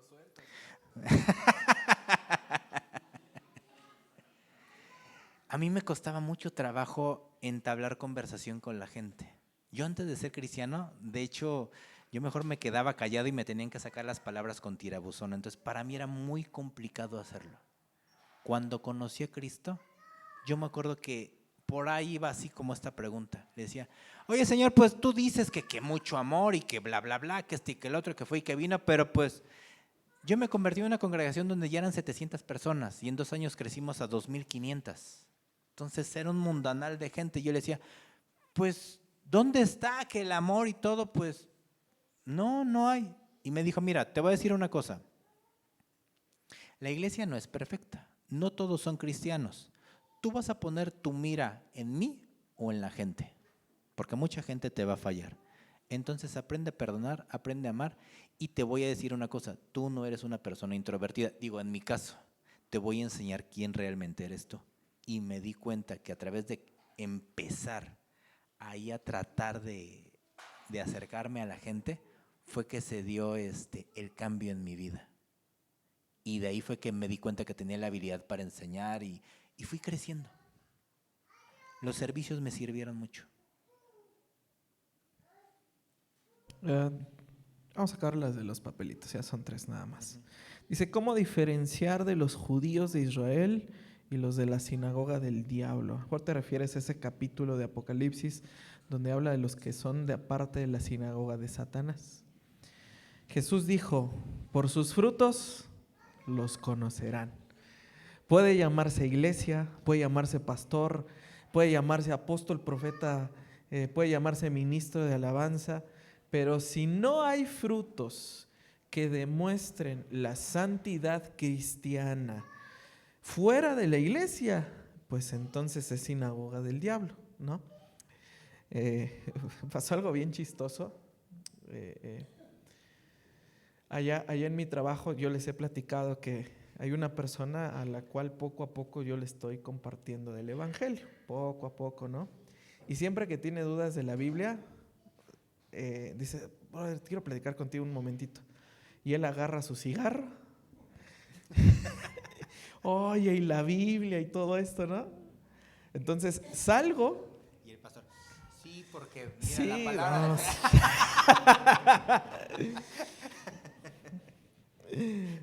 Ay, Dios mío. Entonces era bien chistoso, estaba ahí platicando con este brother y justo afuera iba pasando la hermana de Fabi, su cuñado y su hijo. Yo dije, ¿qué onda? Dije, ¿qué onda? Ya los saludo, ¿qué onda, brothers? ¿Cómo están? Y toda la onda. Y así así como, ¿y Jaco, tú qué haces aquí? Digo, pues es que aquí trabajo. ¿Tú qué haces aquí? Es que aquí al lado está la iglesia. ¿No? O sea, ¿cómo es el mundo así de...? Sí, por eso le contaba que el día que yo me canse de usted, nada más me paso a la iglesia de al lado, hombre. No. Y entonces, ¿y qué onda con el testimonio? De los dos lados, ¿eh? De los dos lados, porque es hasta el sur de la ciudad, hermano. Es allá por C1, ¿qué va a andar haciendo allá? Si estamos acá en esa. Y de los dos lados es el testimonio, mis hermanos, ¿no? Que me hubieran agarrado fumando, tomando, hablando mal, imagínense, que el testimonio hubieran dado, ¿no? Sinagoga de Satanás es que aquí adentro se comportan como santos, pero allá afuera el testimonio que tienen no se imagina cómo. Entonces, en los dos lugares, mis hermanos, hay que guardar el testimonio, ¿no? En los aeropuertos me he encontrado gente también, en la calle me he encontrado, me dicen, oiga, pastor, lo vi. Pues, ¿qué pasó, un burro y te confundí o qué onda, bro? ¿No? O sea, mis hermanos, somos cartas abiertas y libros andantes. Entonces, eso es ser la diferencia entre el Israel de Dios, ser el Israel de Dios, el Israel espiritual de Dios, que nos comportamos como hijos de Dios en cualquier lugar, o ser solo sinagoga de Satanás. Y bueno, como plus, por los mismos 20 pesos. Israel es la nación que incluye las 12 tribus de Israel, y los judíos solamente nos estamos refiriendo a la tribu de Judá, ¿no? Entonces, cuando hablamos de Israel, toda la nación de Israel, las 12 tribus, y judíos, solo Judá, ¿no? Última vez, si tienes. Ya, vamos a ver si tengo otra de aquí. Dice, ¿qué pasa con las personas asexuales? no siente atracción ni por las mujeres ni por los hombres. ¿Está mal? ¿Es pecado? Yo creo que aquí lo primero que se tendría que checar es un estudio para ver si no hay una deficiencia hormonal, porque sí existe esto, ¿no? Pero no es algo natural. Es como pudiéramos decir, pues es pecado estar ciego, ¿no? Porque así nació. No, o sea, no es pecado. Lo primero que se tendría que checar es en base a estudios fisiológicos para ver si no falta una producción de alguna hormona. Porque definitivamente Dios nos hizo así. Ahora, hay ciertas personas que tienen, como el apóstol Pablo, Dios nos hizo para vivir en parejas, o sea, sentir una atracción hombre con mujer. Uh-huh. Y Dios quiere que no estemos solos, uh-huh, que estemos acompañados. Pero hay personas que sí fueron ideadas, son la excepción, como el apóstol Pablo, que tienen un don de continencia. Y que sí efectivamente no sienten una atracción hacia nadie, pues. Pero son como que la excepción a la generalidad. Digo, si eres varón, pues dile las mujeres, y si eres mujer, pues los hombres, ¿no? Entonces, digo, apóstol Pablo solamente hay uno, y yo creo que se hizo así porque lo dejaron, porque tenía un carácter feo. Dice esta última pregunta para cerrar, para acá más los papelitos, y si quiere el otro domingo continuamos con las digitales, porque son más de 100, mis hermanos. Entonces, está bueno, ¿no? Pero sí decía manden, porque son bien poquitos, pero manden. Sí, eso me pasa a mí por andar de insistente. Ahí está, ya. Dice, ¿cómo iniciar a hablar de Jesús a alguien que está en el proceso de dejar una adicción?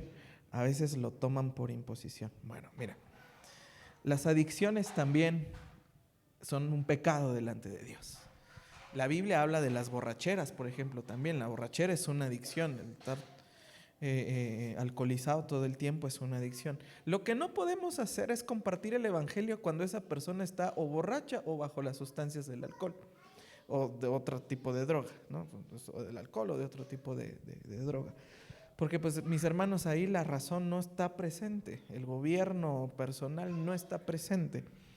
Hay que esperar a que esa persona le pasen todos los efectos que tenga y entonces hablarle Jesús. Ahora, hay de adicciones a adicciones. Obviamente aquí lo mencionamos, respondemos preguntas generales. Hay adicciones que ya no se van a componer con la voluntad de uno. Hay testimonios de personas que una vez acercándose al evangelio dejan la botella, dejan el cigarro, dejan todo. Y de verdad lo dejan.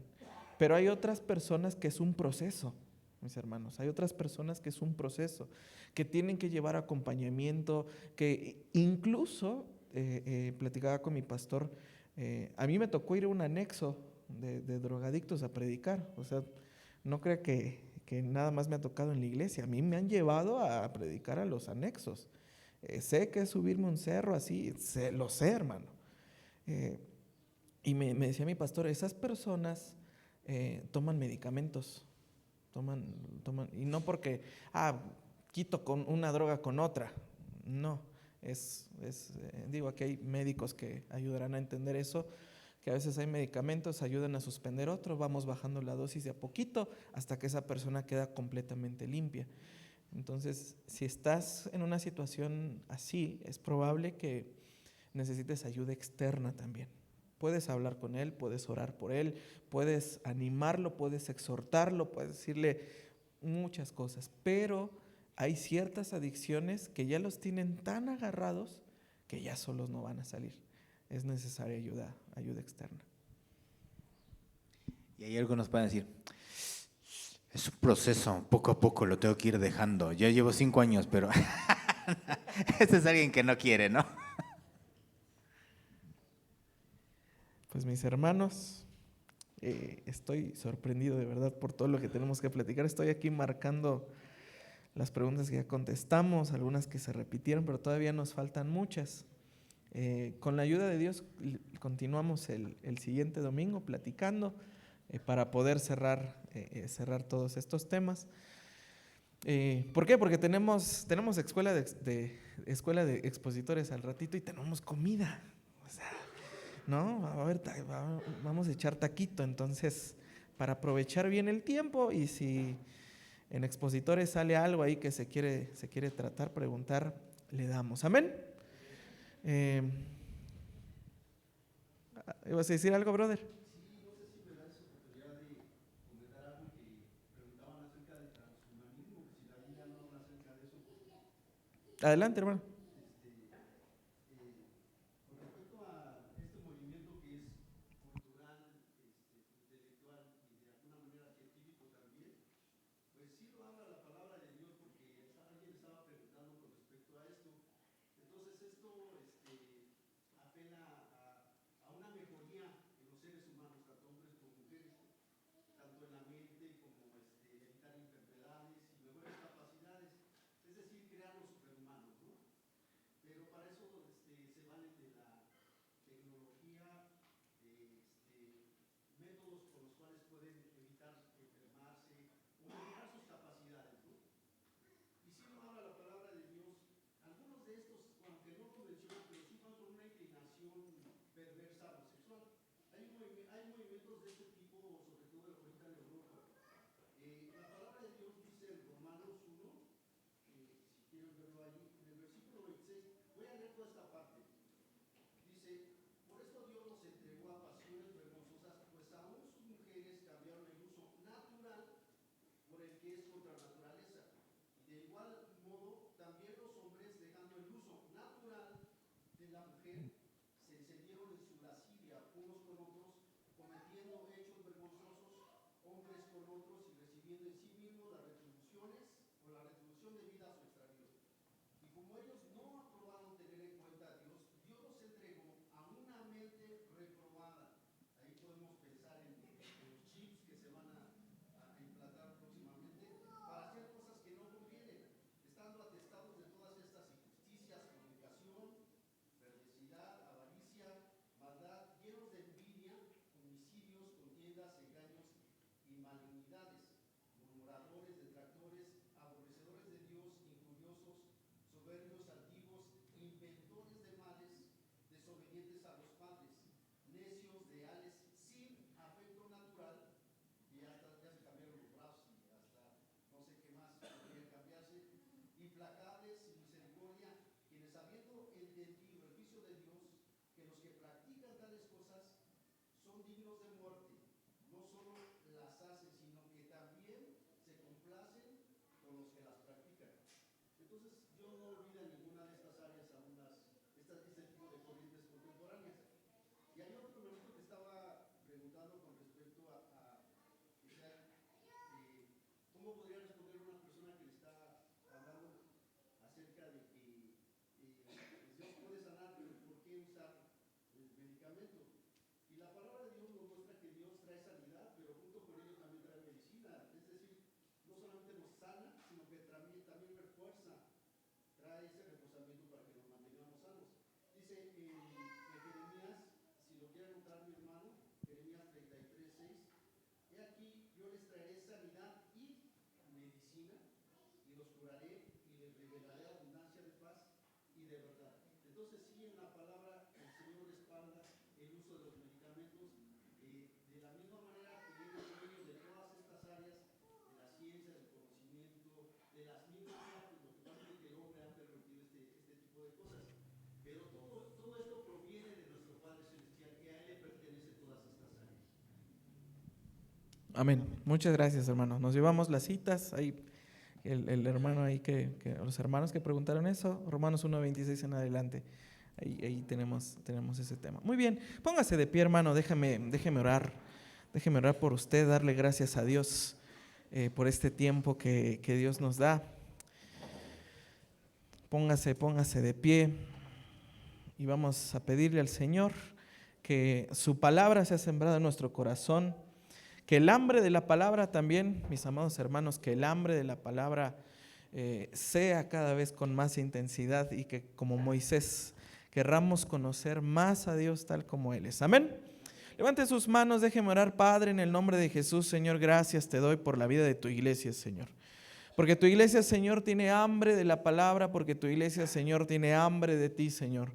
Porque tu iglesia, Señor, quiere conocerte más, porque tu iglesia, Señor, anhela, Señor, conocer tu palabra, conocer lo que tú has enseñado, lo que tú has hablado, Señor, conocer más de ti. Suplico, Señor amado, que cada pregunta que ha sido respondida, Señor, no nada más se quede, Señor, a nivel de la mente, Señor, sino que pueda bajar al corazón, que sea una semilla que dé fruto, que se pueda vivir, Señor, que pueda crecer, Señor, que pueda, Padre amado, llevar también ese fruto para aquel que lo necesita, Señor, porque sabemos, Señor, que como lo dice tu palabra, debemos de dar razón de nuestra fe. Suplico, Señor amado, que tu iglesia tenga más hambre de ti, tenga más sed de ti, tenga, Señor, ese anhelo de conocer a ese Dios que es grande, es inmenso, es infinito. Y que vivamos, Señor, como lo escribió Moisés, Señor, que tuyos, Señor, son los misterios, pero también, Señor, los príncipes que somos nosotros, hemos de descubrir las cosas misteriosas, Señor, la revelación de tu palabra que tienes para nosotros. Te damos las gracias, Señor amado, en el nombre de Jesús. Amén y amén. Dele un aplauso al Señor.